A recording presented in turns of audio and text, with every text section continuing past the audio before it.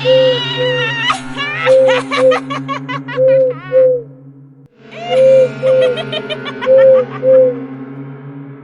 that once rang with laughter now shook with sorrow. Three sisters, once loved and celebrated in their marriages, returned one after another in shame. Their father sat broken under the mango tree, his hands too weak to wipe away his tears. And in the shadows, an old woman smiled, a grandmother whose heart was so bitter that she cursed her own blood. This is not just a story of betrayal. It is a story of hidden battles, midnight prayers, and a fight between darkness and light.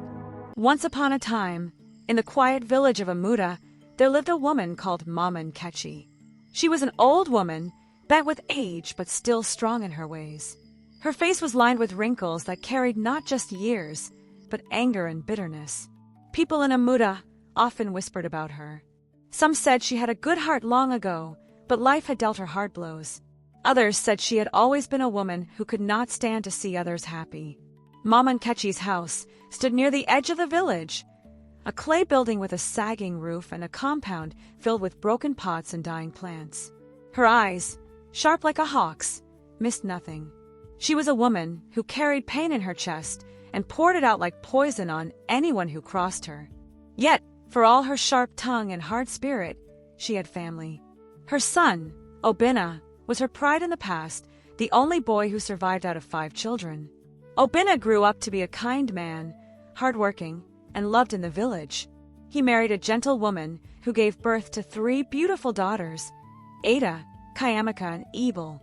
These girls were Mama Nkechi's granddaughters, the flowers of the family. Each one grew with beauty and laughter, their presence bringing light to the house. But though others saw them as blessings, Mama Nkechi's eyes burned with a secret fire. The 3 sisters grew like roses in the sun. Ada, the eldest, was tall and graceful, with skin the color of ripe palm fruit and eyes that always sparkled when she laughed. She married a trader from the next town, and their wedding was a celebration that filled the whole village with dance and feasting.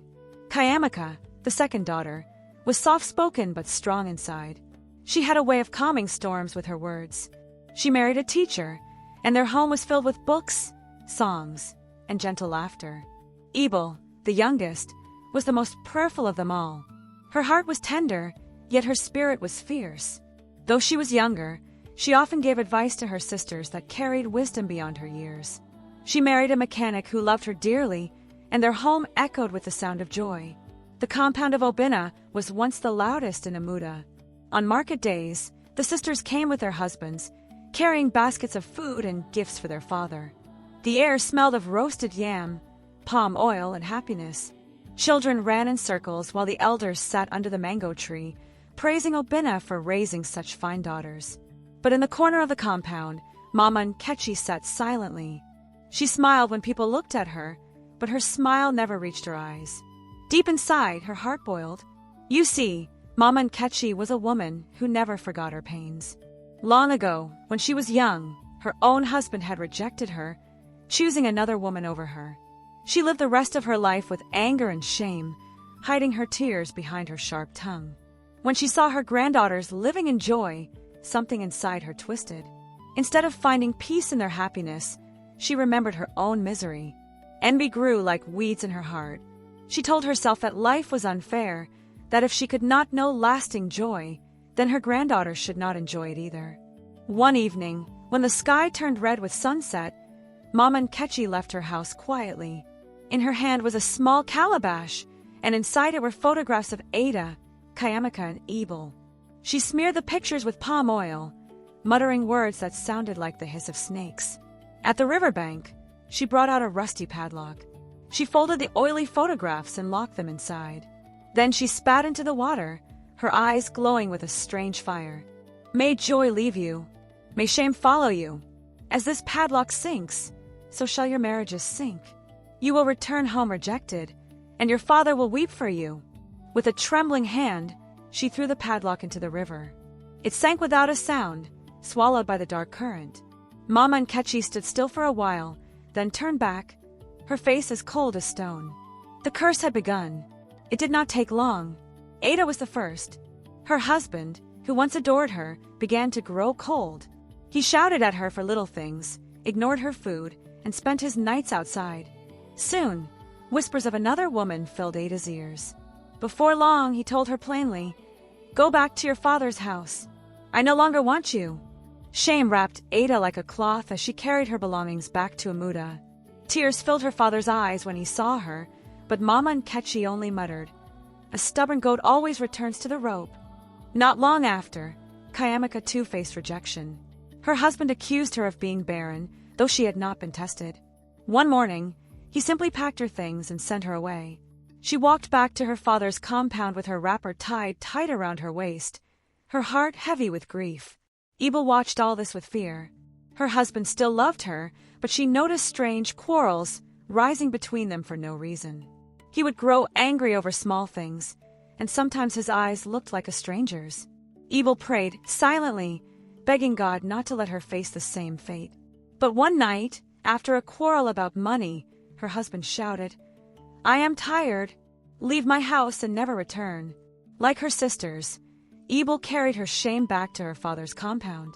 The once joyful house turned into a grave of laughter. Obinna, their father, was broken. He sat every evening under the mango tree, staring at nothing. His daughters, once proud and happy, now moved like shadows. And Mama Nkechi, she grew sharper in her tongue, throwing insults at them, calling them burdens. The compound of Obinna was no longer filled with songs. Instead, it was filled with sighs, tears, and silence. Neighbors began to whisper. Some pitied the family, others mocked them. 3 daughters, 3 failures, one man said at the market. "Surely a curse rests in that house," another replied. But no one suspected Mama Nkechi. She wore her wrapper tight and sat at the front of the compound as if she herself was a victim of misfortune. Only her eyes, sharp and cruel, betrayed her secret satisfaction. Ada sank into sadness. She no longer laughed, no longer cared for her hair or clothes. Kayamika kept to herself, crying into her pillow at night.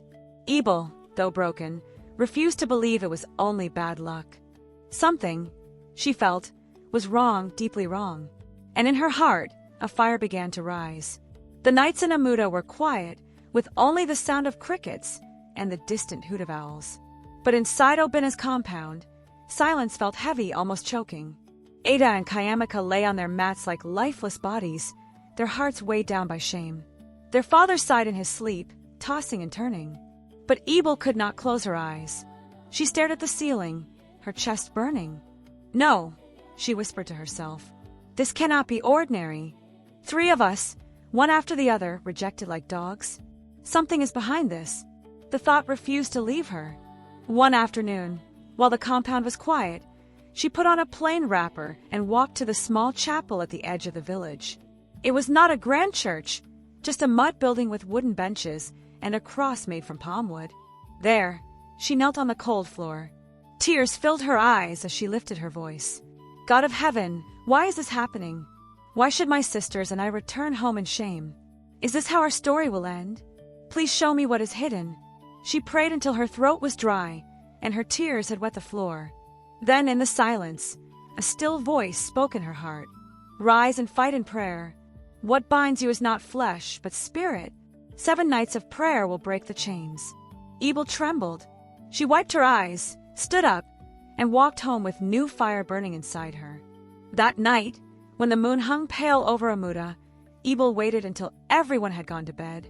She wrapped herself in her wrapper, lit a small candle, and knelt beside her mat. Her voice was soft at first. "God, I believe you are here. I believe you can set me free." But soon her prayer grew louder, her words breaking through the silence. In the next room, Mama Nkechi stirred. Her eyes opened, and her ears caught the sound. She frowned. "What nonsense is this girl doing in the middle of the night?" she muttered. She banged on Ebel's door. "Go and sleep, foolish girl. Do you want to wake the whole compound?" But Ebel did not stop. Her voice grew stronger. "Every curse, every evil hand, break in the name of Jesus." Mama Nkechi hissed and went back to her room, but her heart was restless. For the first time, she felt something pressing against her own darkness. By the second night, the whispers had started. Mama Nkechi sat in the courtyard during the day, shaking her head. "Ebel has gone mad," she told Ada and Kayamaka. Instead of finding food or work, she is shouting to the air at night. Who will marry such a woman again? Her words cut like knives, but Evil kept quiet. She knew what she had heard in the chapel. At night, she lit her candle again and began to pray. This time, she sang softly before she prayed. The song rose like smoke into the air. Mama Nkechi felt her chest tighten. She muttered curses, calling Evil stubborn, rebellious, and foolish. But still, Evil continued. By the fourth night, strange things began to happen. As Evil prayed, Mama Nkechi's sleep grew troubled. She turned and twisted, sweat covering her forehead. She dreamed of fire chasing her, of chains breaking, of voices shouting freedom. She woke with a scream, her wrapper soaked. "That girl will kill me," she spat. "She must stop." The next morning, she called Obinna. "Tell your daughter to stop those midnight foolishness. No good wife stays awake shouting in the night. She is bringing shame on us." But Obinna, weary from sorrow, only sighed. "Let her be, Mama. If it gives her peace, let her pray." Mama Nkechi's eyes grew dark. Inside her, fear and anger mixed like poison. The seventh night came like a storm. Evil felt a strange boldness rise inside her. She lit her candle, knelt, and lifted her hands. "God of heaven, tonight is the seventh night. You promise freedom. Let every chain break now." Her voice thundered. She prayed louder and louder until her sisters woke and sat up in fear.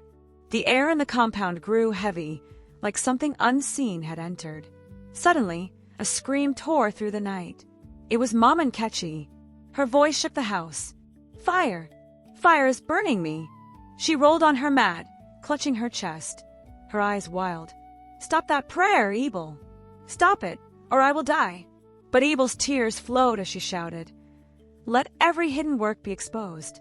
Let every evil chain break in the name of Jesus." Mama Nkechi's cries grew weaker. Then, with one final groan, she collapsed. Silence fell. The whole family rushed into her room. There on the floor, under her bed, they found a calabash. Inside were the photographs of Ada, Kayamaka, and Evil, soaked in palm oil. Their faces stared back with sadness, locked in the curse. Obinna fell to his knees. "Oh my God, my own mother!" The sisters wept as they carried the calabash outside. Evil poured kerosene on it, struck a match, and set it on fire. Flames rose into the night as they prayed, their voices shaking but strong. "Every chain is broken. We are free." As the calabash burned to ashes, a strange peace settled over the compound. The air felt lighter, but their father sat with his head in his hands, tears rolling down his cheeks. The wound of betrayal cut deep. The morning after Mama Nkechi's death, Obinna sat quietly under the mango tree. His face looked older than his years. His 3 daughters knelt beside him, but he could not raise his head. "My own mother," he whispered. "The woman who gave me life is the one who tried to destroy my children." Ada held his hand, tears in her eyes. "Papa, do not blame yourself. You did not know." But Obinna shook his head. "How can I face the world? How can I explain that my mother was the reason my daughters came back in shame?" The sisters wept too. It was a pain too heavy for words. Their home, once full of laughter, had turned into a place of sorrow and betrayal. Yet deep inside, something had changed. The air felt lighter, as though invisible chains had been broken. Still, the final weight of the curse had not yet lifted. Far away, on the river where Mama Nkechi had thrown the padlock, a fisherman was at work. He pulled his net from the water, humming a quiet song. His net was heavy that morning. When he opened it, among the wriggling fish lay something strange, a large catfish, swollen and still. The fisherman slid it open with his knife, and to his shock, a rusty padlock clattered onto the wooden boat. "What is this?" he muttered, frowning. "Who hides a padlock in the belly of a fish?" He turned it over in his hands. It felt heavy, wrong, as if darkness clung to it. Without thinking twice, he picked up a hammer from the bottom of his boat and struck it. Crack! The padlock split into pieces. At that exact moment, in Obinna's compound, Ada, Kayamaka, and Evil felt something like a breeze rush over them. Their hearts lifted as if a load had been removed. Evil gasped. "It is done! The last chain has broken." Days later, something strange happened. Ada's husband came to the compound, his face full of shame. He knelt before her. Ada, forgive me. I did not know what came over me. Take me back. Not long after, Kayamika's husband came too, carrying gifts of yam and palm wine. I wronged you, he said with tears. Return to me. Finally, Evil's husband arrived. His voice shook as he held her hands. I see clearly now. I was blind, but I want you back. The sisters looked at one another. The curse was gone. The chains had truly been broken. Their father smiled for the first time in many months. Though pain still lived in his heart, joy began to grow again in their home. One evening, Evil gathered her sisters under the mango tree. The air was cool, the sun setting in gold. She spoke softly. Do you see now? Evil may hide in darkness, but it cannot win against the light of God. If we had remained silent, we would still be in chains. But prayer broke the curse. Ada nodded. It was your courage, Evil. You did not give up. Evil shook her head. It was not me. It was God answering prayer. One small light can chase away great darkness. This story teaches us that jealousy and bitterness can destroy families, but love, faith, and prayer can save them. No matter how dark a problem looks, do not give up.